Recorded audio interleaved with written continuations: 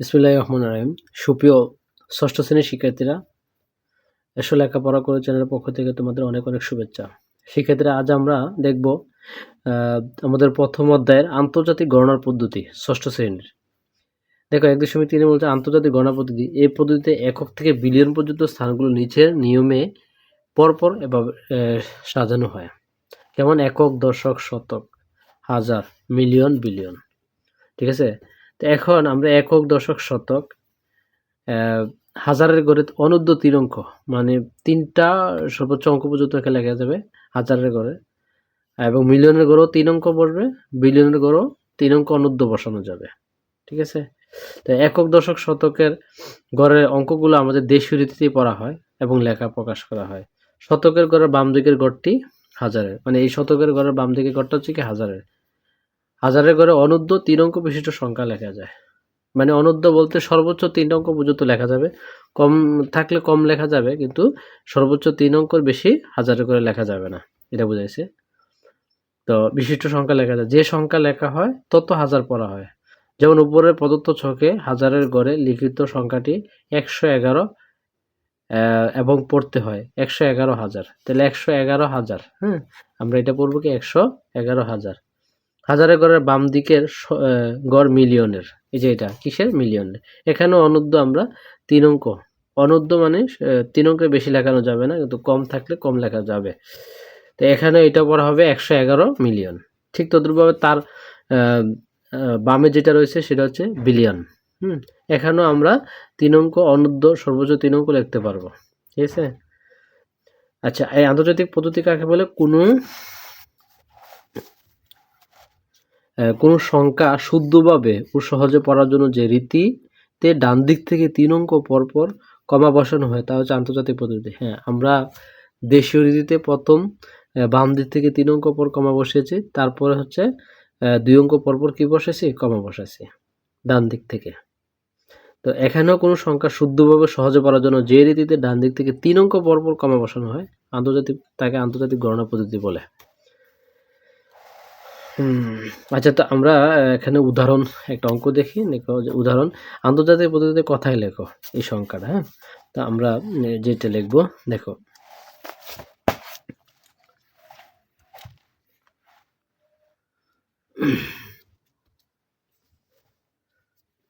উদাহরণ 5।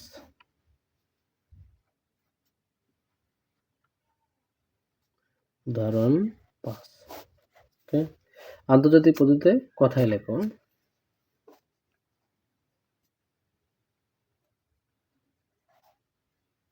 আন্তর্জাতিক পদ্ধতিতে কথায় লেখো। সংখ্যাটা হচ্ছে 203440432004। ঠিক আছে? এটা তো আমরা আগে এই গড়গুলা লিখবো। আন্তর্জাতিক পদ্ধতিতে এককের যে গড়গুলা, সেটা হচ্ছে একক, বাম দিক থেকে দশক, শতক, হাজার,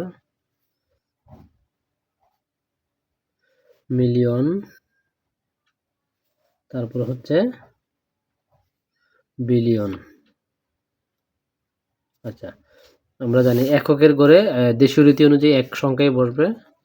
দশকের ঘরে এখানে শূন্য আছে, হাজারের ঘরে অনূর্ধ্ব 3 সংখ্যা লেখা যাবে, তাহলে 2 3 4। তারপর হচ্ছে 0 4 3 4 0 2। ঠিক আছে? এটা এভাবে লেখা যায়। তো এখানে আমরা কি পড়বো, যে 204,340,000,432,400 আন্তর্জাতিক নিয়মে। আমরা যদি কথায় লিখি, কথায় লিখি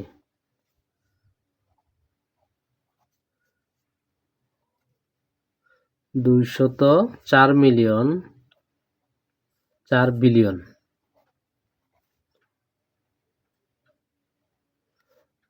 340 মিলিয়ন 340 মিলিয়ন 40 মিলিয়ন 432,000 432,004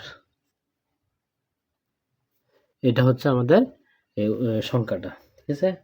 তো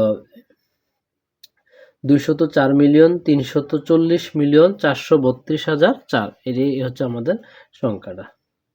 ওকে,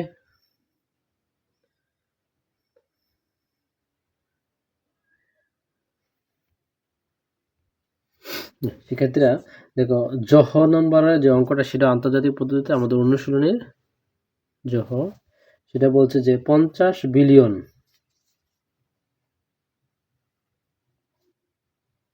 50 বিলিয়ন 301 মিলিয়ন 301 মিলিয়ন 1 মিলিয়ন 538,000, এটা এটা কি লিখবো আমরা? কথায় লিখবো, ঠিক আছে। তো আমরা যদি গড় করে নেই এককগুলা, যে একক, দশক,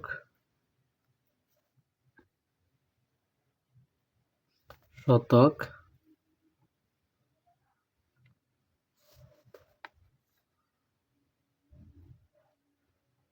হাজার, million, billion.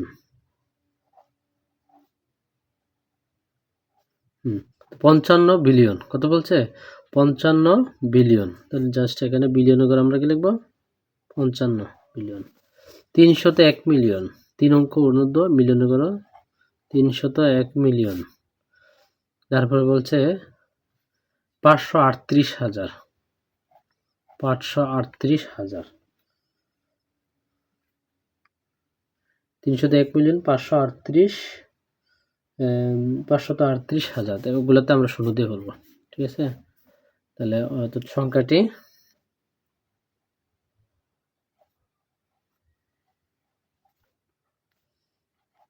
55 billion 301 million 538,000 direct. আমরা কমা বসাবো আন্তর্জাতিক পদ্ধতিতে প্রতি 3 অঙ্ক পর পর। এটাই হচ্ছে আমাদের জহ নম্বর অঙ্কের সমাধান। ওকে,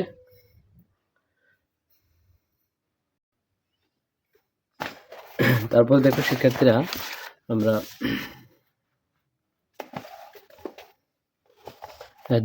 নিচের সংখ্যাগুলো কথায় লিখো, নিচের সংখ্যাগুলোকে কথায় লিখো।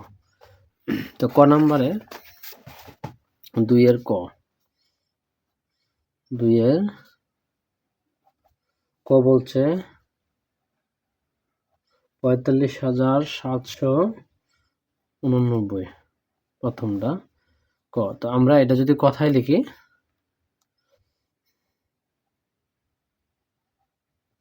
কথায় লিখি, হ্যাঁ, একক, দশক, শতক, হাজার, অযুত। তো অযুত পর্যন্ত মানে আমরা এখানে অযুতের গড় রয়েছে, অর্থাৎ 9,000 চেয়ে উপরে যে সংখ্যাটা, হ্যাঁ, সেটা হচ্ছে অর্থাৎ 45।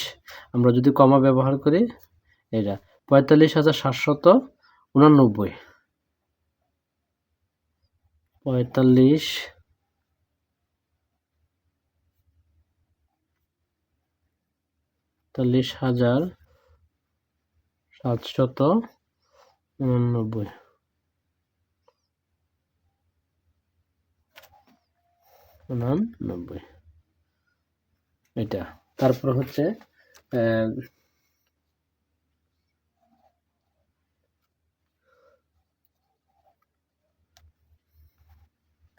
41,000 একক দশক শতক, হ্যাঁ, হাজার অযুত, অযুতে 41,000, 41,007, ঠিক আছে। এটা স্থানীয় মান আমরা সাথে স্থানীয় মান 7, একের স্থানীয় মান হচ্ছে 1000, আর 4 স্থানীয় মান কত 40,000, 40 আর 1000 41,000, 41,007। আমরা যদি সহজভাবে হিসাব করি স্থানীয় মান বার করে আমরা এটা বলতে পারবো। তারপরে হচ্ছে এটার আরেকটা অংশ,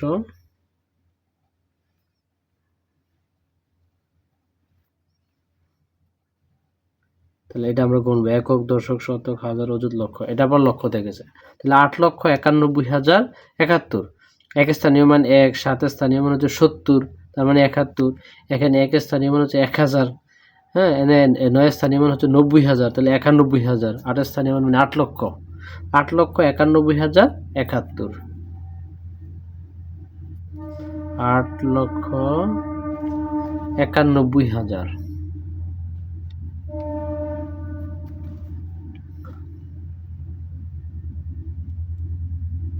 91,071,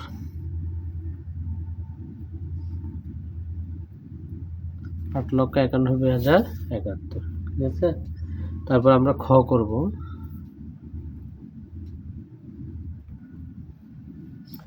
শিক্ষার্থীরা দেখো খ এর হচ্ছে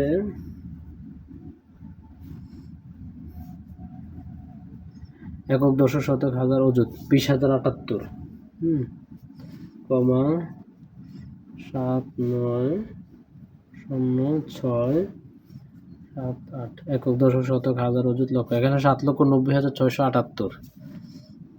তারপরে হচ্ছে 8,9,20,75, একক দশক শতক হাজার অযুত লক্ষ, এখানে 8,90,075, ঠিক আছে। তো আমরা এটা সিরিয়াল ক্রমে কথায় লিখব, কমা ব্যবহার করলে, তাহলে আমরা লিখবো 20,000, হ্যাঁ, কারণ এটা তো হাজারের, এটা হাজারের গড়, তারপরে যে সংখ্যা 20 শূন্য, হ্যাঁ, 20,000, এরপরে খালি 7, 1 আর 2 সংখ্যা মানে 78,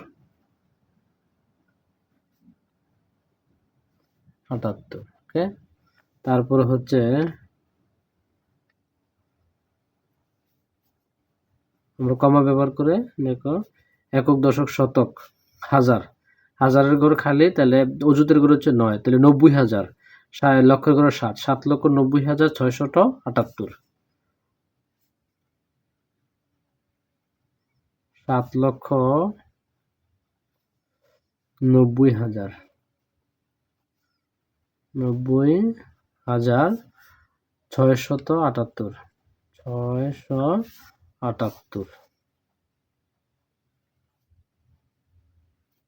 678, ওকে।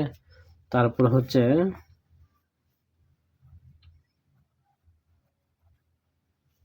এটা একক দশক, হ্যাঁ, 75, শতক হাজার, হাজারের ঘর শূন্য, অযুতের ঘর হচ্ছে 9, তার মানে 90,000, আমরা 3 ঘর পর কমা দিলে 90,000, লক্ষের ঘর হচ্ছে 8, তাহলে 8,90,075, 8,90,075, 8 লক্ষ